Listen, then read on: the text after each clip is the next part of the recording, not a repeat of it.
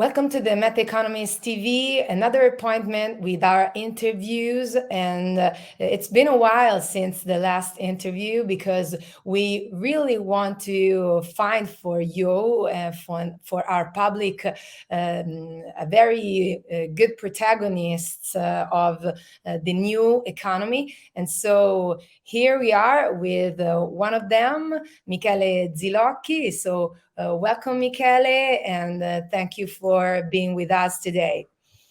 Thank you, Ilaria, for the invitation. It's a pleasure for being here. So let's start with an introduction of your Michele, because I'd like to underline that you, in your LinkedIn page, you say you are a token architect, and that's really a good point to start. But just to say some other things you've done in your professional life, let's start introducing you. As you mentioned me, so you are an engineer by education and a cryptocurrency professional by passion. You started your path into the cryptocurrency field in 2017, and since 2018, you started advising several different companies. So in our interview, we wanted to go inside and in depth with you in your experiences. But let's start just to explain this. Many other engineers said to me that they develop a passion toward the cryptocurrencies, and that's something that happens often. So we can say there is a marriage between the engineer area and the cryptocurrencies, and that's true for you. How it went for you? Sure. Yes, I think that's a correct match. I started in the cryptocurrency space, as you correctly said, in 2017. And for a couple of years, I've worked as in a multinational corporation where in Verona, where I lived, and as a biogas plant designer. So I was the designer for chemical plants, actually. And later on, I understood that I had a deep and true passion for investments and for how money worked. When I kind of understood how money worked, I was not very much interested anymore, I would honestly to say. But then I understood cryptocurrencies, and I found them. The first time I heard about cryptocurrencies, it was in 2012. I was still attending the master degree in chemical engineering. Then I started working in it in 2017. I think that as engineers, we are quite trained for quite difficult things, quite difficult topics, quite difficult ecosystems, mechanisms, and so on. So for the most part of the people, for the most part of the crowd, I would say cryptocurrencies are quite difficult to understand. It's quite difficult for them to understand the confirmation mechanism of the blockchain. It's quite difficult to understand that for them how cryptocurrency works, how they just get transferred from one address, from one wallet to another. And I think that for us, that we are quite trained to understand the quite most difficult task, scientific task, at least in the world. When we see the cryptocurrencies, when we see the opportunity of a real democratic money, when we see the opportunity of such a young and dynamic environment where projects got developed in much less time, rather if compared to traditional industries and traditional finance as well, I think that we get quite fascinated by the environment for such reasons. Okay, so you said you're from Verona, so the city of Romeo and Juliet. So maybe the passion and love it's combined in some ways with the scientific aim of this new economic landscape. So you mentioned also that your current main focus is token economics, designed together with the business modeling and the go-to-market strategy for crypto native startups. So you worked and you work today with many companies all over the world. So how we can just take from you some good advices from the most important news about cryptocurrencies and what we have to keep in mind for good investments. Yes. At the first, I have to say I'm not a financial promoter. So what I'm going to say, just keep yourself as a suggestion, a personal suggestion, and not kind of any kind of investment advice or financial suggestion. The first thing I understood is that when we are going to evaluate a purchase of cryptocurrencies, the first thing we have to evaluate is why we are doing such. So the first thing is that why we are doing this purchase of cryptocurrencies and what cryptocurrencies we are purchasing. I'm saying that because I have different customers or potential customers that approaching me too late when they have already lost a lot of money into the wrong investments into cryptocurrencies because they got fraud from different schemes, from different ecosystem, not really healthy, I would say. And they approach us too late when the money is already gone, the wallets are already empty, and the transactions on the cryptocurrency blockchains are not reversible.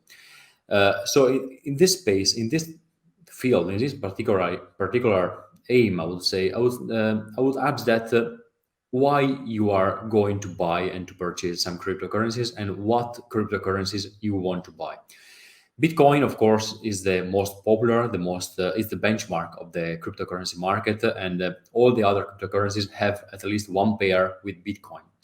But in that case, we have to understand if we are going to diversify our purchasing of cryptocurrencies, what cryptocurrencies we are buying and why. There are different cryptocurrencies that are not Bitcoin, that are rather deserving some attention as well.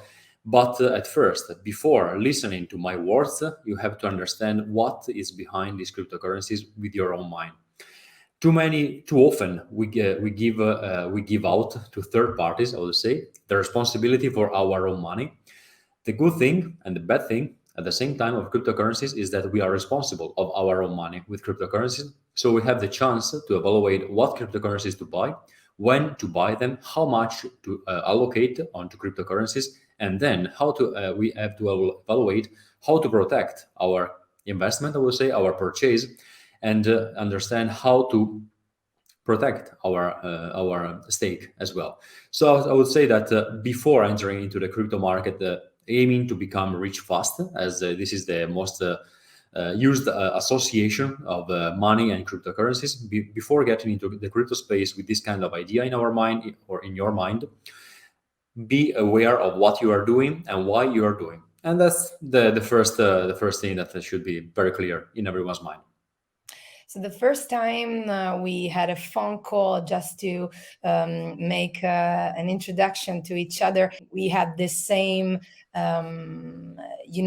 starting path. I mean, because the Meta Economist and you with your work are always are always searching the relationship between the old economy, let's say, and the new finance, the new economy. So, in your opinion, how this relationship could just lead to a new model, a new economy model? Well, I think that there are different layers of integration between cryptocurrencies and the traditional companies. There are the first, I would say, mainstream. The first one is, of course, cryptocurrency payments. I'm not saying that every company should have the possibility for their customers to allow payments with cryptocurrencies, but for some specific areas and for some specific areas of markets, of products, of services to be sold, cryptocurrencies are very, very much powerful, a quite powerful instrument, I would say. Especially, I found this for companies, Italian companies as well, but also international companies that are looking for the internationalization of the business. So looking for different markets, especially with markets that have different currency, different traditional currency, if compared to the company, the seller, I would say. So if, let's say, we are based in Italy and we have the euro, and we are going to start a business and a trade between Italy and, let's say, South America or Asia, there may be some very big, some high banking commissions for the exchange of the currency, can be involved if we try to use traditional bank systems and the automatic conversion between, for example, euro and yen, or euro and other South American currencies that may have also a huge spread when trying to exchange them. So, by experience, I had this kind of situation where we managed to do a big transfer of money with the bank transfer, and we had to pay like between 2 and 3% on the total amount of the transaction in bank fees. On cryptocurrencies, this can be reduced down to an amount lower than 1%. So it can be like 1% if the seller and the merchant is going to use some automatic conversion platforms.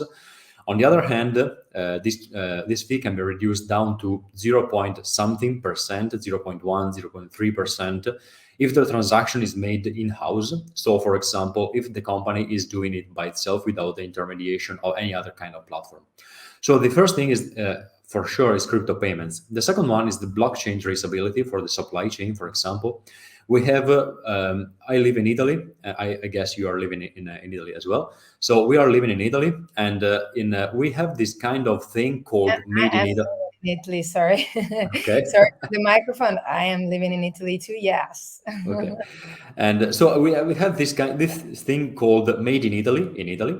And the funny thing is that for the Made in Italy brand, for the Made in Italy trade market, for the moment, there is just only one requirement, that the last transformation of all the process for the product before entering into the market is done in Italy.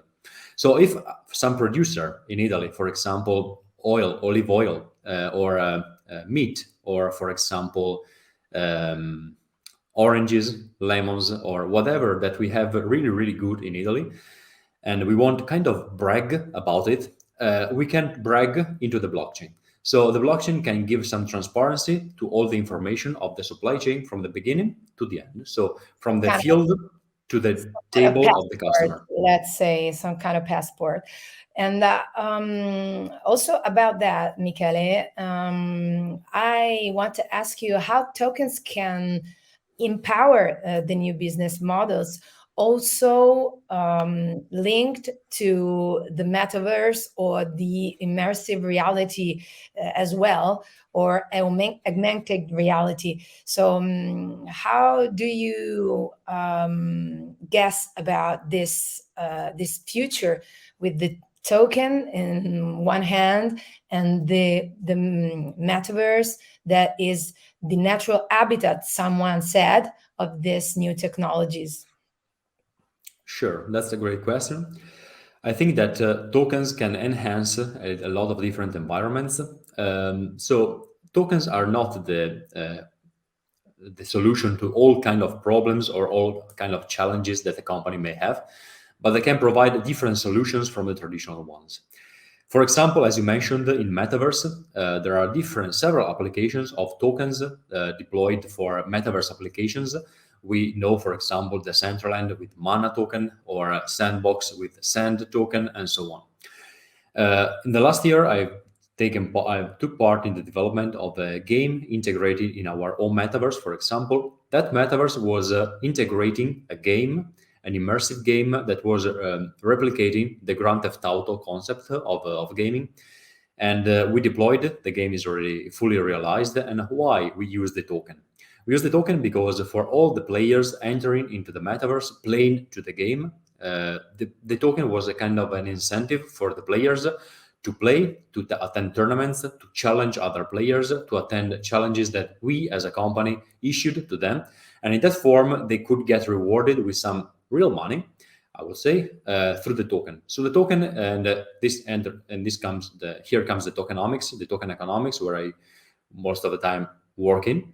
So your answer is yes. You think the marriage between blockchain, NFT token, and the metaverse is something that can be realized?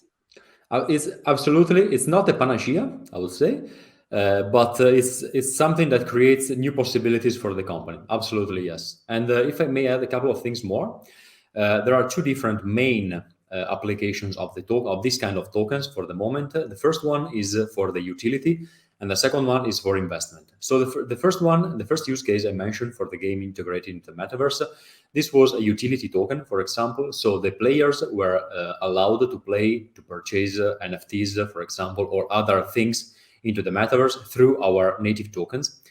On the other hand, there are some other tokens that are classified as security tokens. These are investment tokens. So in that area, some financial prospectus and some financial authorization have to be requested. But in both the cases, even with different applications of the token, even in both of the cases, both for the utility and for the security token, both of the tokens are aimed to fundraise the company with different purposes, but in both cases are aimed to fundraise the company in this scenario.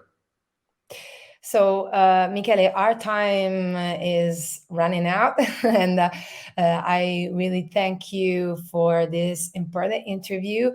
And as I always say to our guests, feel free to continue the collaboration with the Meta Economist, because we want this to be a democratic and online portal, online area where we're not promoting something, but we just want to create a good debate, a good community that wants to share the knowledge in some way. So I hope to see you again also here in our interview space, or also writing an article. Why not? So thanks for your time, and good luck with your work and with your important work to provide the additional companies to go beyond their limits and to embrace this new economic revolution. Thank you again, and see you in the Meta Economist portal. Thank you very much, Ilaria, for the invitation. Goodbye.